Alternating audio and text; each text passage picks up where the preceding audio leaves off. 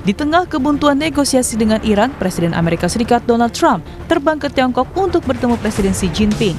Presiden Tiongkok Xi Jinping menyambut Presiden Trump dengan berjabat tangan saat keduanya bertemu di Beijing. Dalam pertemuan itu, Trump mengklaim Xi Jinping menawarkan bantuan untuk membuka Selat Hormuz karena ketegangan antara Washington dan Teheran masih belum terselesaikan. President Xi would like to see a deal made. He would like to see a deal made. And he did offer. He said, if I can be of any help at all, I would like to be of help. Because, he did say that. Yeah, he did say that. And look, anybody that buys that much oil has obviously got some kind of a relationship with him. But he said, I would love to be of help. If I can be of any help whatsoever, he'd like to see the Hormuz Strait open. He said, if I could be of any help whatsoever, I would like to help. Sementara, Xi Jinping mengatakan saat ini di situasi internasional sangat dinamis dan penuh gejolak. Kedua negara seharusnya menjadi mitra, bukan pesaing atau lawan. 中美之间的共同利益大于分歧，中美各自成功是彼此的机遇，中美关系稳定是世界的利好。双方合则两利，斗则俱伤，应当做伙伴而不是对手，相互成就。共同繁荣，走出一条新时代大国正确相处之道。 Di sisi lain, Menteri Luar Negeri Iran Abbas Araghchi menyalahkan Amerika Serikat atas ketegangan di Selat Hormuz.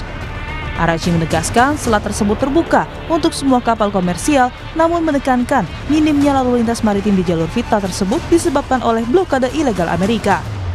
Araghchi menambahkan kapal-kapal harus bekerja sama dengan Angkatan Laut Iran. The Strait of Hormuz is now suffering first and most from the U.S. aggression and the blockade that they have imposed on it. As far as we are concerned, the Strait of Hormuz is open for all, commercial vessels. But they need to cooperate with our Navy forces. So we have not made any obstacles. It is Americans who have made blockade, and I hope that that could be ended by the removal of this illegal blockade imposed by America. Situasi di perairan Selat Hormuz dan sekitarnya memanas sejak perang berkecamuk antara Amerika Serikat dan Israel melawan Iran pada akhir Februari lalu. Teheran memblokir aktivitas perlintasan di Selat Hormuz selama perang berkecamuk. Kemudian Amerika Serikat merespons dengan memberlakukan blokade laut terhadap pelabuhan-pelabuhan Iran meskipun gencatan senjata yang rapuh berlaku sejak 8 April lalu.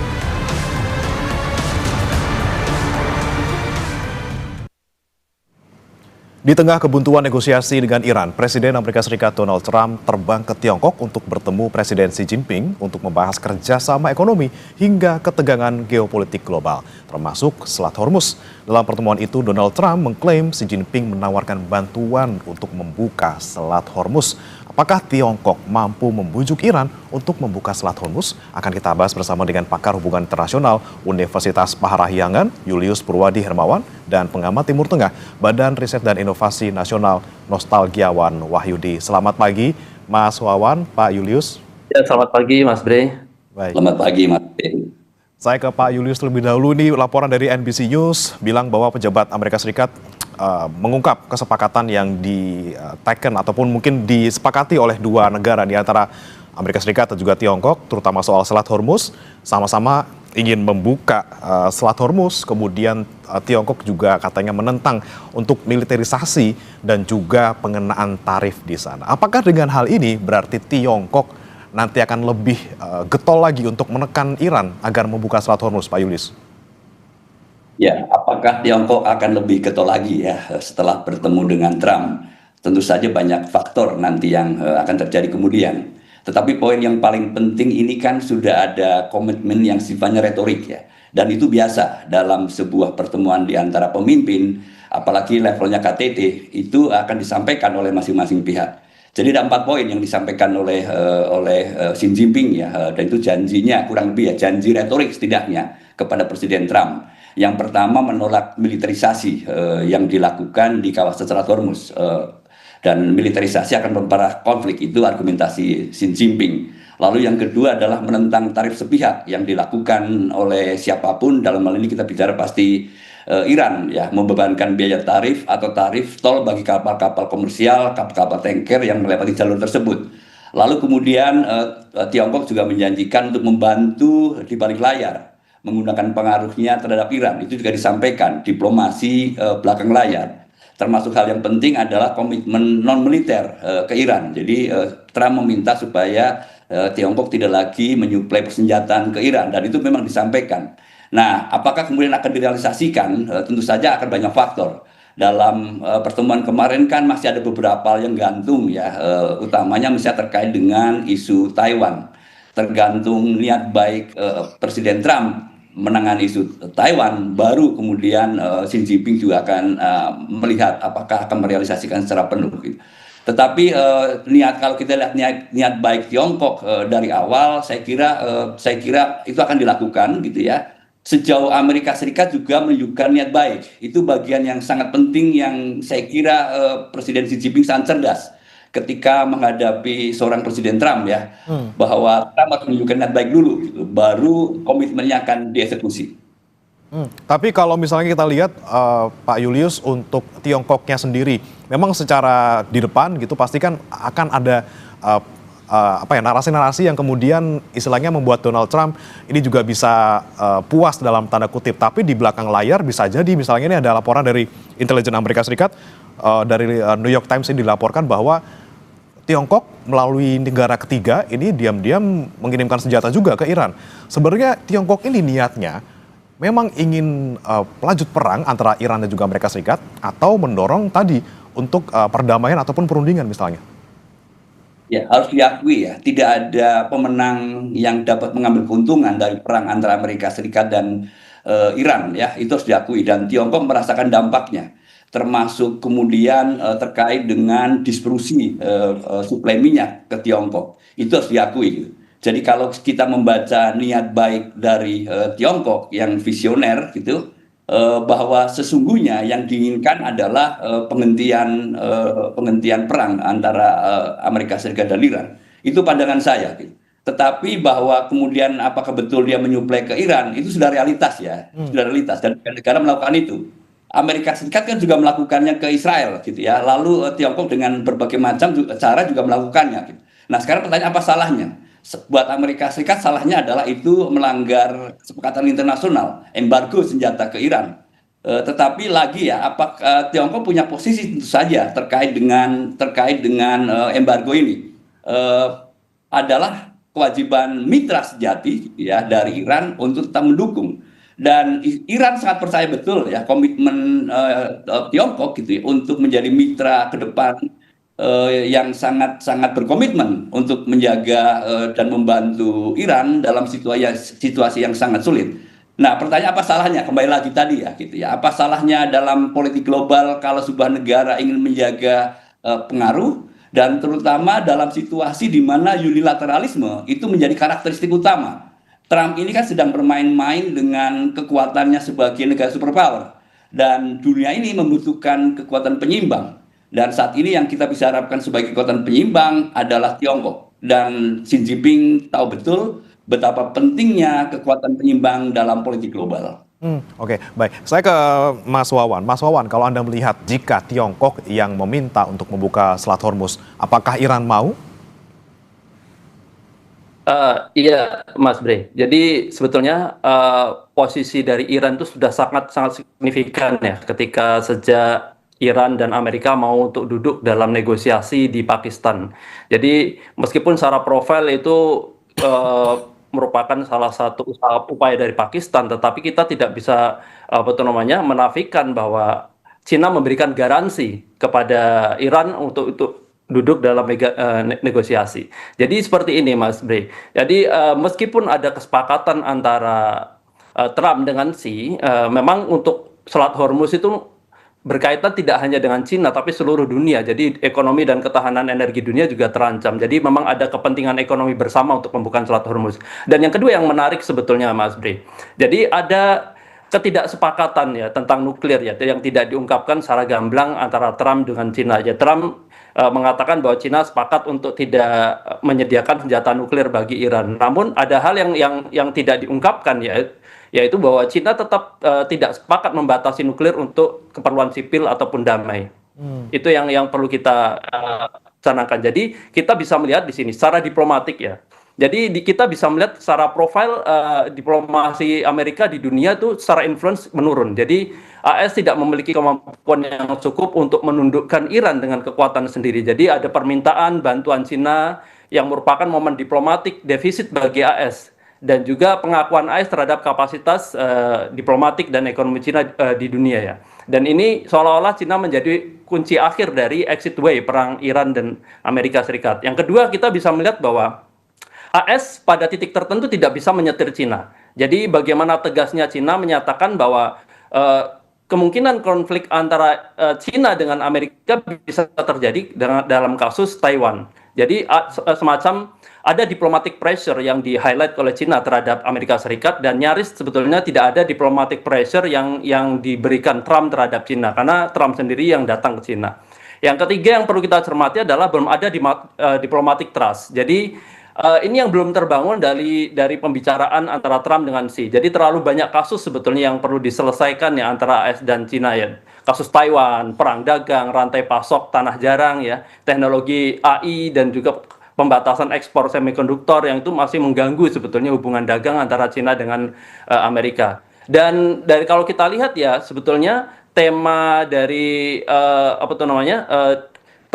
pembicaraan tentang Selat Hormuz itu masih sebagian kecil sebetulnya. Dilihat dari kepentingan Cina yang cukup besar ya, tidak akan menyanyiakan kunjungan Trump yang terbatas ke Cina ya. Jadi ekonomi first lebih dominan dalam diplomatik ini. Jadi ada national interest dari kedua negara yang memang ingin dibicarakan secara lebih serius. Jadi ya, tidak akan mengorbankan kepentingan nasional ini hanya untuk membicarakan tentang konflik misalnya Selat Hormuz yang merupakan sebagian ya. Dan pertemuan diplomatik ini juga sangat kita melihat bahwa Cina juga dengan Amerika juga sangat tergantung ya. Misalnya Amerika sangat bergantung dengan manufaktur dan produksi Cina yang berbiaya murah. Cina tergantung dengan konsumen AS dan teknologi mutakhir yang diperlukan. Dan yang berikutnya adanya Cina tetap ingin mempertahankan adanya aliansi yang trusted yang sudah dibangun antara Rusia, Iran, Korut, dan Cina sebagai kekuatan penyeimbang seperti yang tadi diutarakan oleh Pak Julius. Itu memang benar. Dan yang terakhir mungkin yang perlu kita pertimbangkan ya, saya belum melihat bahwa pertemuan antara Xi dengan Trump ini lebih bersifat meyakinkan, sustain, dan berdampak permanen. Kita tahu bahwa ini bukan yang pertama kali Trump untuk bertemu dengan Xi di Cina ya. Pada tahun 2017 juga ada pertemuan sebetulnya, tetapi perang dagang yang begitu keras, batasan ekspor, tarif, dan benturan politik masih terjadi, terutama di Laut Cina Selatan. Sehingga saya kira ini perlu banyak yang kita pertimbangkan ya. Jadi ini merupakan sebuah jendela atau langkah yang bagus untuk kembali melihat ya dalam posisi Cina ya, untuk memainkan fungsi diplomatiknya. Dan juga kalau kita cermati ya, ada positioning Cina yang perlu kita garis bawahi sebelum kita berbicara tentang Selat Hormuz lebih banyak. Yang pertama, kita melihat posisinya masih tetap Cina menginginkan deeskalasi. Tetapi Cina tidak menginginkan regime change. Itu yang seperti diharapkan oleh Trump. Dan Cina juga masih terbuka, secara terbuka menyalahkan sebetulnya terjadinya misalnya mandeknya diplomasi nuklir, agresi perang, atau blokade Hormuz yang menyebabkan permasalahan energi dan ekonomi dunia itu merupakan ada kesalahan dari Amerika Serikat sendiri. Dan juga tetap setuju ya dengan adanya akses nuklir terhadap Iran untuk keperluan sipil dan damai ya. Dan yang satu lagi yang perlu kita cermati, kemarin Cina juga melakukan veto di Dewan Keamanan PBB terhadap upaya defensive actions ya. Jadi sikap non-interference ini perlu dicermati sejauh mana nanti Cina akan masuk dalam posisi perdamaian ini, karena untuk posisi non-interference dan juga defensive action itu bagi Cina adalah sesuatu yang akan meningkatkan eskalasi. Dan juga akses bantuan kemanusiaan ataupun saya kira ya, meskipun ada statement bahwa Cina tidak akan mengirimkan bantuan persenjataan kepada Iran, tetapi kita harus tahu bahwa sebetulnya selama ini bantuan dari Cina kepada Iran bukan G to G, tapi bisnis to government atau bisnis to business. Seperti yang dilakukan oleh AS selama ini, yang sanksi yang dilakukan AS terhadap perusahaan-perusahaan Cina, karena tidak ada pemberitaan resmi bahwa Cina mendeklarasikan untuk ikut dalam secara ekspresif ya, secara defensif ataupun ekspansif untuk membantu Iran. Tetapi bagaimana perusahaan misalnya intelijen dari Cina seperti Mizar Vision itu bisa melacak pesawat B-2 dan juga military base dan juga citra satelit yang memberikan ini loh kekuatan Amerika, misalnya F-35 yang berada di sini, jumlah pesawatnya seperti ini, dan itu sebetulnya langkah-langkah dua kaki yang sebetulnya mainkan Cina selama ini. Ya, oke. Nah, kita bicara soal Amerika Serikat. Saya ke Pak Julius. Amerika Serikat, Trump sebelum pertemuan Xi Jinping bilang tidak butuh Tiongkok untuk menyelesaikan perang di Iran. Tapi di sisi lain Marco Rubio, Menlu AS malah bilang kita perlu meyakinkan Tiongkok untuk berperan lebih aktif untuk menghentikan aktivitas Iran di Teluk Persia. Jadi sebenarnya Amerika Serikat ini butuh atau tidak sih untuk bisa menyelesaikan perang di Iran menggunakan Tiongkok seperti itu? Ya, pernyataan yang berbeda di antara Presiden dan Menteri Luar Negeri itu menunjukkan bahwa ada keletihan yang luar biasa yang sedang dialami oleh Amerika Serikat di dalam konteks perang dengan Iran. Itu kelihatan ya, bahwa tidak butuh Iran atau tidak butuh Tiongkok, itu disampaikan oleh Presiden Trump. Sementara Marco Rubio, Menteri Luar Negeri, menyampaikan memerlukan banyak pihak untuk mendukung penyelesaian perang Amerika Serikat dengan Iran, itu termasuk pembukaan Selat Hormuz. Realitasnya yang kita lihat kan Amerika Serikat tidak bisa sendiri, itu betul, dan itu saya kira kalau disampaikan oleh Trump dia akan malu berat gitu ya. Sudah terlalu sombong di dalam tweetnya, di dalam media sosial bahwa Amerika Serikat bisa melakukan apapun. Tetapi nyatanya sampai hari ini kontrol atas Selat Hormuz masih dipegang oleh Iran. Dan itu sangat nyata. Dan semakin nyata lagi, kemarin kan ada 30 kapal tanker, kapal niaga dari Tiongkok lepas ya dari Selat Hormuz. Itu menunjukkan bahwa sekalipun ada kontrol gitu ya, tetap Iran juga melakukan pertunjukan preferensial gitu ya. Siapa yang menjadi sahabat baik dari Iran akan dibantu untuk melalui Selat Hormuz, siapa yang tidak akan ditutup. Nah, Tiongkok adalah salah satu yang mendapatkan keuntungan. Kalau tadi ditanya Mas Bray ke Mas Wawan, apakah Tiongkok akan mau membuka, mendukung Iran supaya membuka dan Iran mau tunduk atau tidak? Jawabannya mungkin tidak terburu-buru. Karena sekalipun ditutup oleh Iran, Tiongkok masih mendapatkan akses ya bagi kapal-kapal komersial dan tankernya untuk melalui Selat Hormuz. Nah, tidak sesuatu yang buru-buru gitu. Nah, Marco Rubio saya kira sadar betul ya terkait dengan situasi ini. Penutupan Selat Hormuz dengan blokade Amerika Serikat tujuannya kan melumpuhkan perekonomian Iran. Tetapi nyatanya perekonomian Iran masih bisa bertahan. Dan salah satu yang bisa bertahan adalah karena Tiongkok masih menerima dengan ya, jumlah yang cukup signifikan supply dari Iran. Termasuk dari negara-negara Teluk yang melalui Selat Hormuz. Oke, jadi tidak gimana ya, istilahnya Amerika Serikat juga sadar bahwa Tiongkok tidak akan secepat itu untuk memaksa Iran membuka Selat Hormuz karena secara negaranya sendiri juga tidak terlalu tertekan karena masih ada akses yang diberikan oleh Iran. Tapi Pak Julius, kalau kita perhatikan misalnya ada pernyataan dari Inggris, kemudian juga sejumlah negara lainnya yang katanya juga ingin mengirim kapal-kapal untuk bisa membuka Selat Hormuz di Timur Tengah. Apakah ini juga dilihat Amerika Serikat sebagai tanda-tanda mereka mendapatkan dukungan sehingga Trump dengan percaya diri gitu, saya tidak butuh Tiongkok kok untuk membuka Selat Hormuz, masih ada orang-orangnya ataupun pihak-pihak yang masih mendukung saya di sana.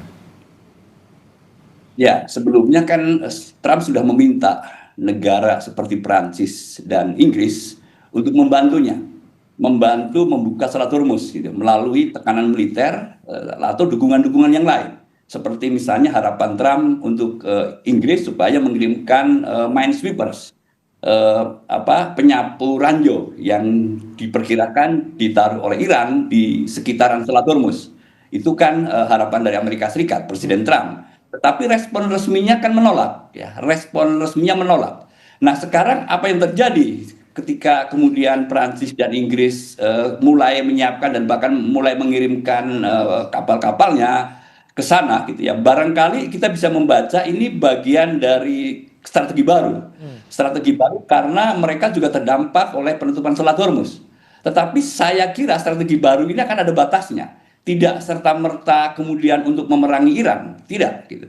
Tetapi ini akan menjaga kapal-kapal komersial dan tanker di kedua negara tadi, supaya harapannya Iran juga berkenan untuk membukanya. Little pressure, but big impact. Tekanan yang kecil, tetapi impact yang besar. Tetapi saya nggak yakin bahwa Prancis dan Inggris kemudian akan bersekutu dengan Amerika Serikat memerangi Iran di Selat Hormuz. Saya nggak yakin. Itu bagian pressure yang kita sebut strategi, membuka hati Presiden Iran, terutama IRGC ya, supaya mau membuka jalur bagi kapal-kapal komersial dan tanker Prancis dan Inggris. Oke, urusannya antara Inggris, Prancis dengan Iran, bukan dengan Amerika Serikat, bukan berarti mereka mau bersekutu gitu ya. Mas Wawan, kalau kita bicara soal Iran, Iran ini katanya akan memperluas definisi Selat Hormuz, tidak hanya di sekitaran Pulau Hormuz saja, tapi juga akan meluas gitu ya. Kemudian ada juga pernyataan bahwa Iran katanya akan membuat aturan baru nih ya, yang katanya akan disesuaikan dengan hukum internasional. Ini apakah akan membuat kondisi di Selat Hormuz semakin rumit ataukah mungkin membuat daya tawar Iran di Selat Hormuz semakin besar atau seperti apa, Mas? Ya, kalau kita lihat ya sebetulnya apakah Cina memiliki kemampuan itu untuk mengubah Iran? Jadi pada posisi ini kita cukup optimis sebetulnya dia memiliki kemampuan itu, tapi Cina akan sangat berhati-hati. Jadi apakah misalnya tadi ada target mengembalikan Selat Hormuz seperti yang semula ya? Nah, itu yang perlu kita catat ya. Jadi kalaupun ada kesepakatan antara Xi dengan Trump yang diungkapkan tadi, sebetulnya apa sih keuntungan Amerika? Sebetulnya tidak ada kemajuan yang didapatkan oleh Amerika untuk kembali ke settingan pabrik. Jadi kalau Selat Hormuz yang free sebelumnya juga free sebelum perang kan, ketika nuklir untuk untuk keperluan damai itu memang sudah sebelum itu yang diinginkan oleh Iran seperti itu. Jadi tidak ada kemajuan diplomatik, kemenangan diplomatik yang didapatkan oleh Amerika sendiri. Namun kita perlu mencermati di sini adalah yang pertama apa yang akan di-approve oleh Iran ketika ada tuntutan untuk kembali membuka Selat Hormuz. Mungkin dengan tekanan Cina, ada beberapa titik yang bisa dinegosiasikan, yang mungkin sejauh Cina bisa lakukan ya. Yang pertama mungkin tetap bisa akan mengupayakan untuk Selat Hormuz free, tidak ada pungutan, dan itu juga sesuai dengan kepentingan Cina. Nah, namun mungkin apakah Cina akan Iran akan menerima ketika kemampuan dia untuk tetap bisa mengontrol Selat Hormuz, pengelolaan Selat Hormuz itu di luar kewenangan Iran, itu saya kira tidak akan dilepaskan. Iran sangat tahu bahwa bukan hanya persenjataan militer, dalam eskalasi ketegangan seperti ini, pengelolaan Selat Hormuz termasuk salah satu strategi diplomasi yang sangat kuat. Dan itu saya kira tidak akan dilepaskan. Kemungkinan tetap free, tetapi untuk pengelolaan khusus lalu lintas dari kapal dagang itu saya kira masih akan diupayakan untuk dikerjasamakan antara Iran dengan Oman. Dan yang berikutnya, target yang sebetulnya diinginkan adalah pembukaan blokade ekonomi, sanksi ekonomi selama 47 tahun. Ini yang kemungkinan yang bisa dinegosiasikan ya setelah adanya masuknya Cina ke Iran. Dan ini sangat penting, selain bagi untuk Iran itu sendiri, tapi juga Cina juga berkepentingan agar transaksi minyak misalnya dari Iran yang selama ini dilakukan oleh Iran terhadap Cina itu bukan sebagai sebuah transaksi yang dianggap ilegal di mata internasional maupun Amerika Serikat. Dan yang berikutnya yang mungkin bisa dinegosiasikan adalah jaminan untuk tidak diserang secara permanen. Ini yang penting. Jadi kalau misalnya ganti rugi perang, saya kira Amerika tidak akan membayar itu karena Amerika juga menghadapi permasalahan ekonomi yang sangat akut. Namun demikian, apakah Cina sangat diuntungkan? Dia sangat diuntungkan. Selama ini terutama tentang profil diplomatik dari Cina itu sangat meningkat. Diuntungkan, secara politik diuntungkan, secara diplomatik juga diuntungkan. Jadi dengan adanya veto kemarin di Dewan Keamanan PBB itu sudah terlihat bahwa sebetulnya positioning diplomasi Cina itu sangat menentukan secara internasional, dan Cina juga akan sangat berhati-hati untuk mengambil peluang ini, saya kira. Jadi dengan perang AS dan Iran ini memiliki dampak high profile diplomatik missionnya. Jadi ketika misalnya Cina bisa menjadi subjek yang sentral untuk bisa menyelesaikan perang ini, maka pengakuan akan pengaruh dan juga kekuatan diplomatik Cina di dunia sebagai negara superpower akan sangat kukuh. Itu yang perlu kita pertimbangkan, Mas Bri. Oke, Dan Azimun. satu hal ya sebetulnya terakhir yang kita sampaikan, di luar kesepakatan ini, saya ingin menanyakan bagaimana posisi Israel. Israel adalah sebuah negara yang ikut berperang dengan AS melawan Iran, tetapi Israel tidak pernah diikutkan dalam negosiasi sejak awal hingga saat ini. Dan bahkan ketika AS menuju ke Cina untuk sebagian untuk membicarakan masalah diplomasi, Israel tidak diikutkan. Ya. Jadi ada faktor Israel yang berpotensi untuk merusak perdamaian. Jadi Israel kemarin sudah ada statement dari Netanyahu bahwa Israel dalam posisi ready untuk war, melakukan menyerang Iran kembali. Dan jika perang berhenti dan konflik dengan antara AS dan Iran berhenti, maka dunia akan kembali fokus pada genosid yang ada di Gaza dan juga satu tentang adanya aneksasi baru yang dilakukan oleh Israel terhadap Lebanon Selatan. Dan ini sebuah masalah. Saya kira Israel menjadi faktor penentu yang tidak mungkin akan diam begitu saja melihat berbagai kasus yang terjadi di sini. Itu yang perlu kita pertimbangkan. Tapi sebelum kita bicara soal Israel saja, ini Amerika Serikat sama Iran aja belum ketemu gitu ya. Gimana kita mau bicara soal damai? Nah, saya mau ke Pak Julius. Pak Julius, dengan rumitnya menuju perundingan antara Amerika Serikat dan juga Iran, Iran terakhir kasih 5 syarat yang tadi mungkin beberapa sempat disebutkan oleh Mas Wawan. Ada soal cabut sanksi, akhiri perang di semua front, lepaskan aset Iran yang dibekukan, kompensasi kerusakan perang, sampai dengan mengakui kedaulatan Iran di Selat Hormuz. Ini syarat-syaratnya masih gimana ya? Masih agak sulit sepertinya untuk dipenuhi oleh Amerika Serikat. Sampai kapan saling lempar poin ini akan berakhir dan akhirnya Amerika Serikat dan juga Iran akan duduk bersama gitu? Ya, Iran saya bilang buying time ya, mengulur-ulur waktu. Sementara Amerika Serikat tidak punya banyak waktu mendekati pemilu presidensial selah gitu ya. Itu sangat berbahaya untuk Trump ya jika isu konflik dengan Iran tidak diselesaikan dengan sangat segera. Gitu. Tetapi yang saya kembali lagi tadi ke pertanyaan Mas Bri ke Mas Wawan terkait dengan praktek baru yang diinginkan oleh Iran gitu di Selat Hormuz. Nah, kalau kita pahami bahwa dua negara ini, Iran dan Amerika Serikat kan bukan penanda tangan UNCLOS ya, hukum laut internasional. Gitu. Artinya mereka bukan parties. Gitu. Tetapi kenapa kemudian ini dilakukan saat ini, mengontrol Selat Hormuz, lalu kemudian blokade Amerika Serikat di sekitaran Teluk Oman untuk menghadang kapal-kapal yang lewat Selat Hormuz. Ini karena mereka berkeyakinan bahwa ada hukum kebiasaan, praktek-praktek kebiasaan internasional yang sedang berlaku gitu. Buat Amerika Serikat, sekalipun dia tidak menandatangani perjanjian hukum laut internasional, adalah kewajiban untuk negara yang sebetulnya selatnya, choking point itu ada di wilayah kedaulatannya untuk membuka sebagai wilayah yang terbuka. Nah, untuk isu ini misalnya, berapa lama kira-kira akan selesai ya, dinegosiasikan? Saya kira bisa sangat panjang. Pertama bahwa Amerika Serikat punya niat baik nggak gitu untuk membicarakan ini sebagai hukum kebiasaan atau praktek kebiasaan baru ya. Nah itu prinsip dulu gitu. Nah kalau kemudian secara prinsip boleh gitu ya, lalu akan dibicarakan mungkin hanya dalam jangka waktu tertentu. Alasan dari Iran misalnya ini kan untuk mencari biaya mengganti biaya untuk membangun infrastruktur yang dihancurkan oleh Amerika Serikat. Kalau Amerika Serikat tidak membayar kompensasi, dari mana biaya itu? Misalnya 5 tahun misalnya ya, tarif tol sebagai praktik kebiasaan baru, tapi dalam batasan tertentu. Termasuk kemudian di sisi yang mana gitu ya, itu akan dilakukan. Koordinasinya harus seperti apa? Mungkin terpikir ada board, badan yang mengelola bersama, yang nanti beranggotakan antara pasti Iran dan kemudian Oman, lalu kemudian juga pihak-pihak yang sifatnya netral untuk mengelola ini. Tetapi lagi supaya negosiasi bisa segera dimulai gitu ya terkait dengan Selat Hormuz, ada perlu terobosan-terobosan baru gitu. Nah itu dia gitu. Hanya memang Trump belum mau bicara tentang Hormuz ya, jika Iran tidak mau bersepakat terkait dengan pengayaan uranium. Nah itu secara substansi lagi itu juga belum. Jadi menurut saya berapa lama tergantung apakah secara prinsip mereka bersepakat dulu Mas Bri terkait dengan kontrol Selat Hormuz dan kemudian terkait dengan pengayaan uranium yang sebetulnya semuanya bisa dalam jangka waktu. bisa dalam pengertian ada waktu-waktu tertentu yang bisa disepakati di dua isu itu.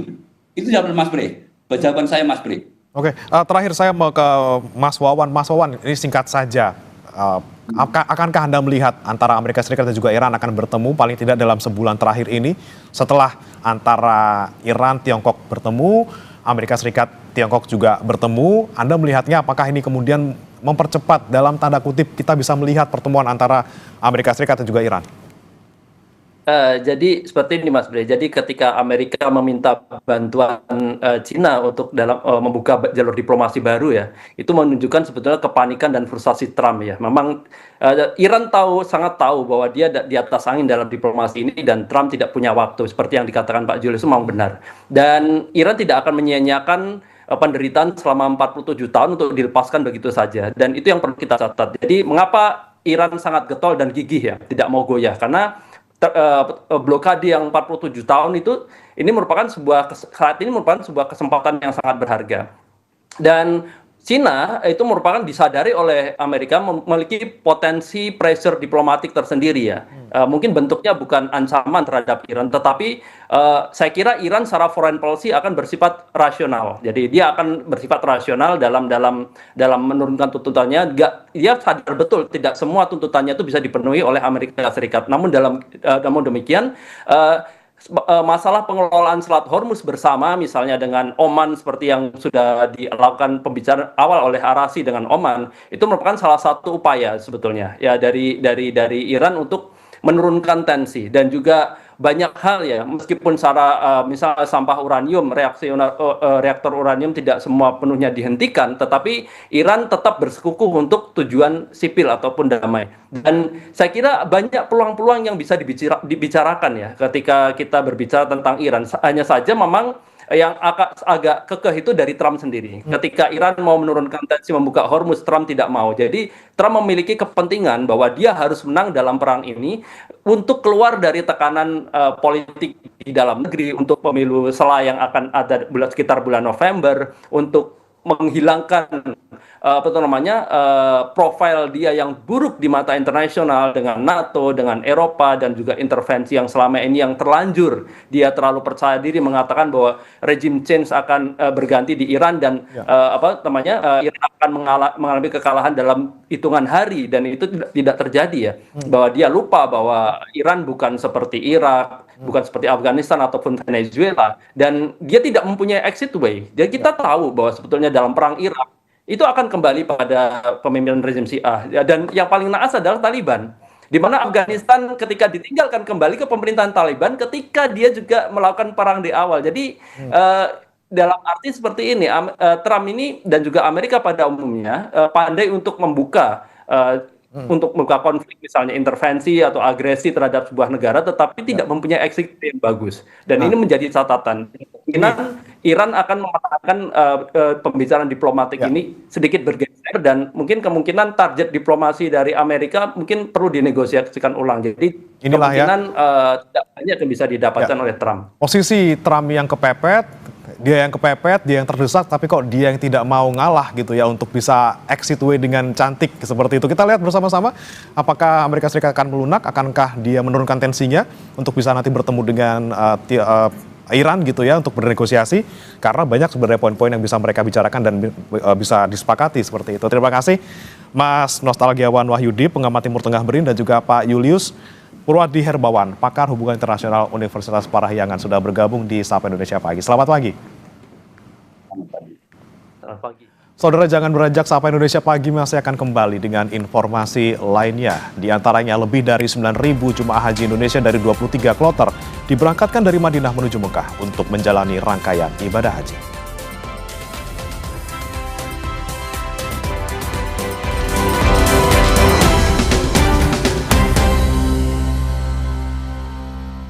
Baru, teh pucuk Clash Sugar. Dari 100% pucuk teh pilihan.